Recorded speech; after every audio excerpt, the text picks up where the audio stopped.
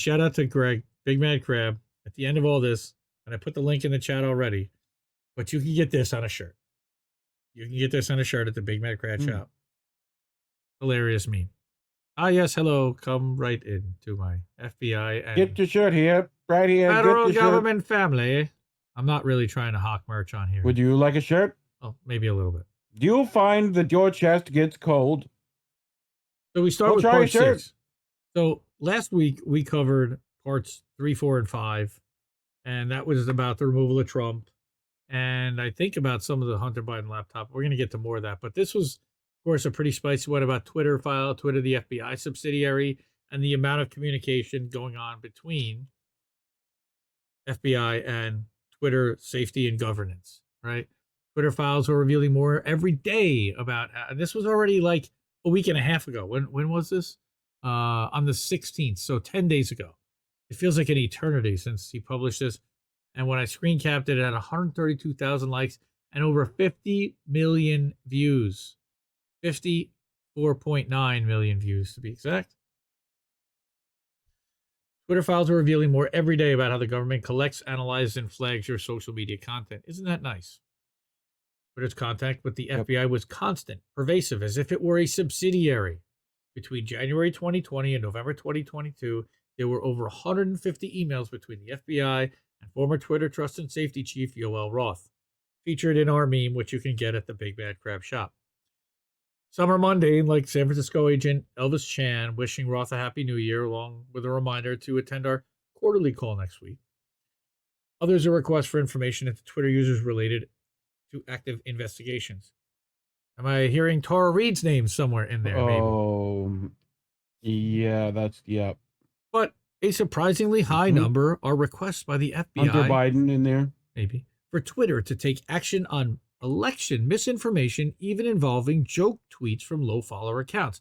And I don't have every single joke tweet, but the FBI social media focused task force, known as FTIF, this is really important, this FTIF group, created in the wake of the 2016 election, swelled to 80 agents and corresponded with Twitter to identify alleged foreign influence and election tampering of all kinds. Yeah, sure it did.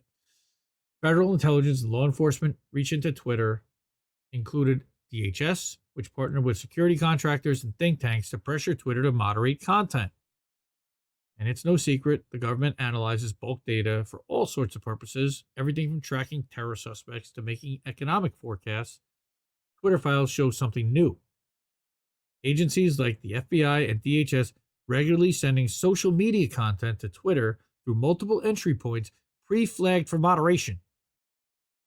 What stands out is the sheer quantity and volume of reports from the government. Some are aggregated from public hotlines, which is okay, expected. Here, hold on. Let me put your propaganda on the refrigerator. Pretty much, right? An unanswered question by Matt Taibbi is that, do agencies like FBI and DHS do in-house flagging work themselves, or do they farm it out? You have to prove to me that inside the fucking government, you can do any kind of massive data or AI search, says one former intel officer.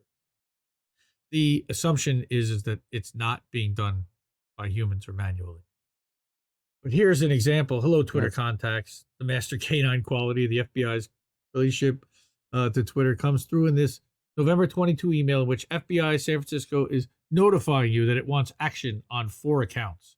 And I didn't include the whole email, but it is basically ordering Twitter to ban these. Mad and pissed off. Yes, sorry. Mad and pissed off. That's correct. And who is at mad and pissed off? I'm not going to take it anymore. Right?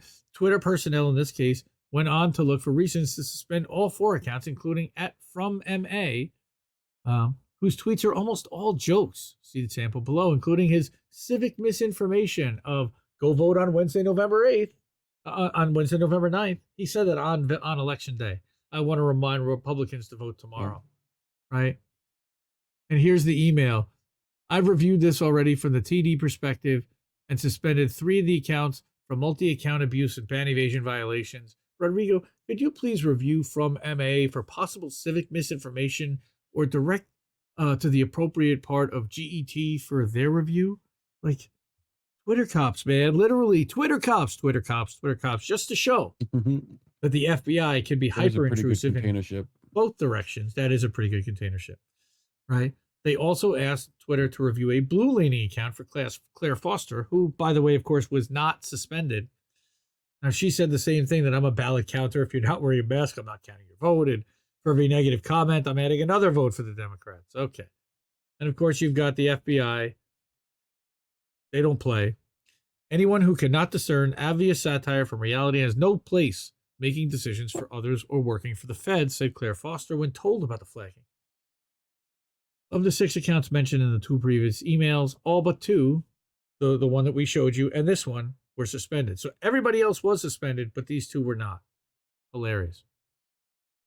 I can't believe the FBI is policing jokes on Twitter. That's crazy. Yeah.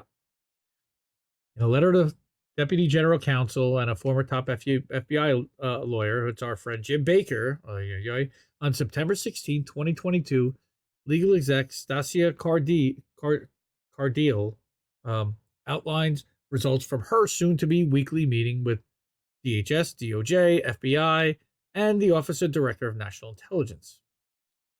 Okay, I guess Reef's got an audio issue here going on. He's got to plug in. But this Twitter exec writes that she explicitly asked if there were impediments to the sharing of classified information with industry. The answer, FBI was adamant that no impediments to sharing exist. Number 25, that's really important. Basically, the FBI is allowing the people at Twitter that are allowed to see everything. This passage underscores the unique one big happy family vibe between Twitter and the FBI. Are we back? Yes. Nice. With what other firm would the FBI blithely agree to no impediments to classified information? Weird. At the bottom of that letter, she lists a series of escalations apparently raised at the meeting, which were also already handled. About one, she writes, I flagged a specific tweet on Illinois use of modems to transmit election results in possible violation of the civic integrity policy. Except they do use that tech in limited circumstances. It's not limited. And they, ES&S, denied that they even had the modems in the machines. That's the truth. All right. Another internal letter from January 2021 shows Twitter execs processing an FBI list of possible violative content tweets. Right. This is amazing. So in this March 2021 email, an FBI liaison thanks a senior Twitter exec for the chance to speak to you and the team, and then delivers a packet of products. Well, what are products? What products do the FBI produce? Well, the executive circulates the products. Noriega produced good bricks. Right. What? But these are really DHS bulletins stressing the need for greater collaboration between law enforcement and private sector partners. God, on what?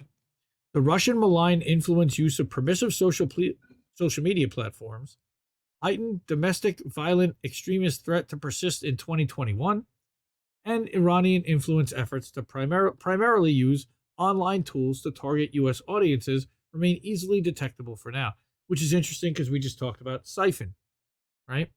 How would they know that? It's all connected.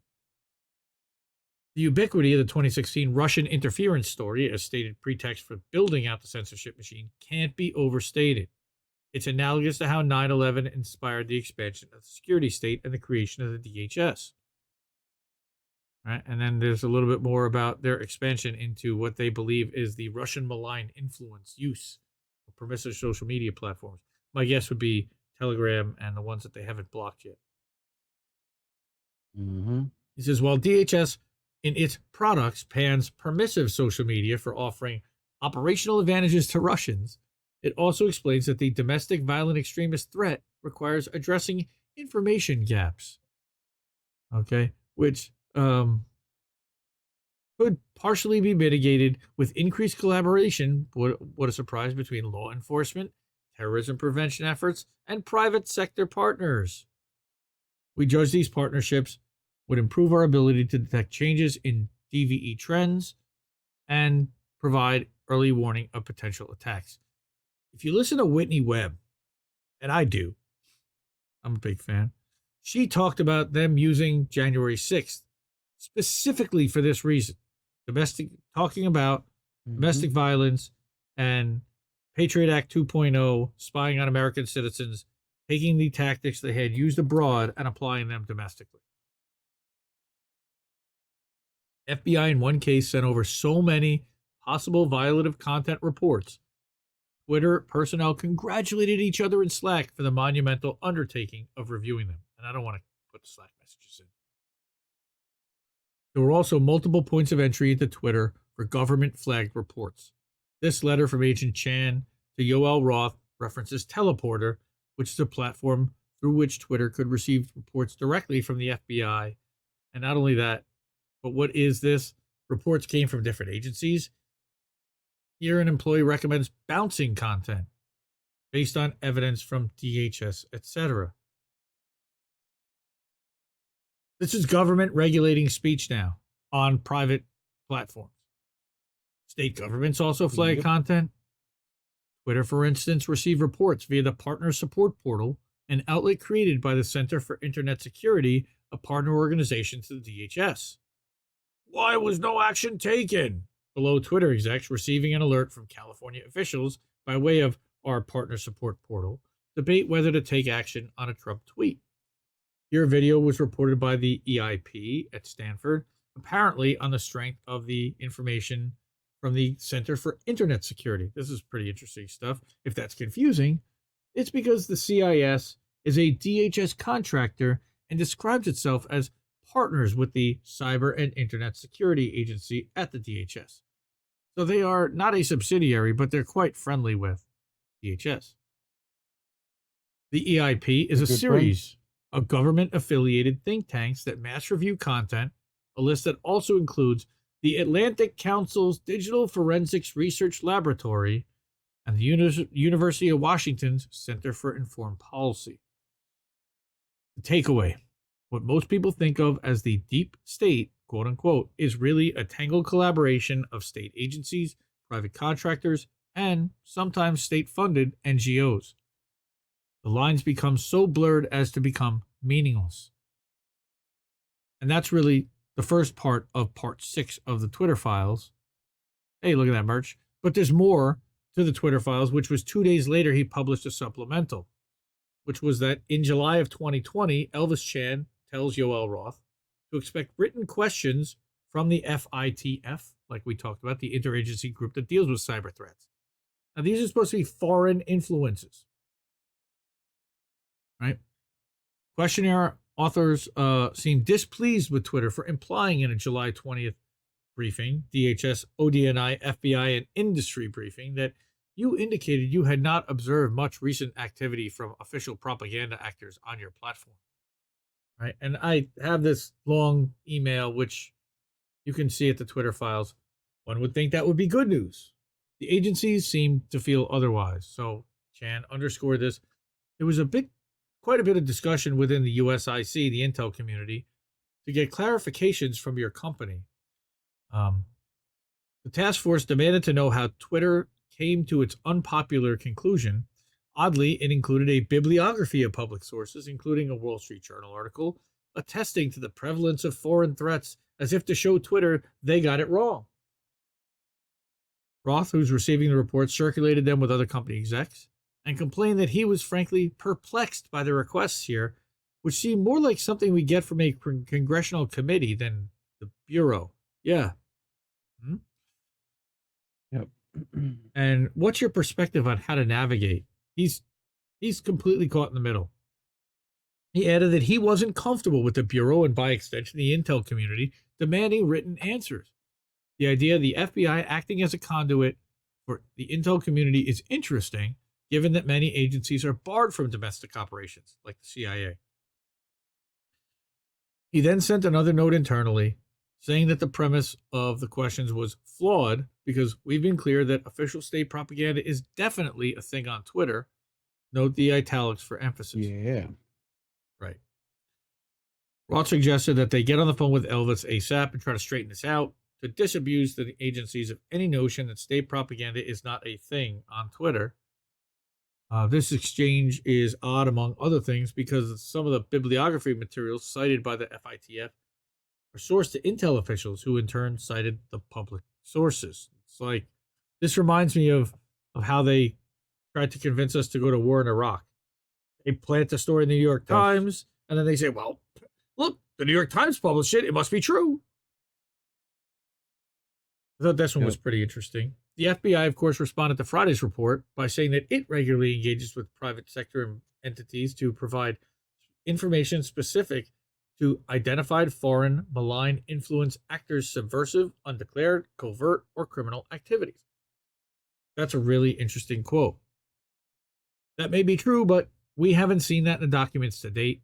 Instead, we've mostly seen requests for moderation involving low follower accounts belonging to ordinary Americans and Billy Baldwin, of all things, for some reason.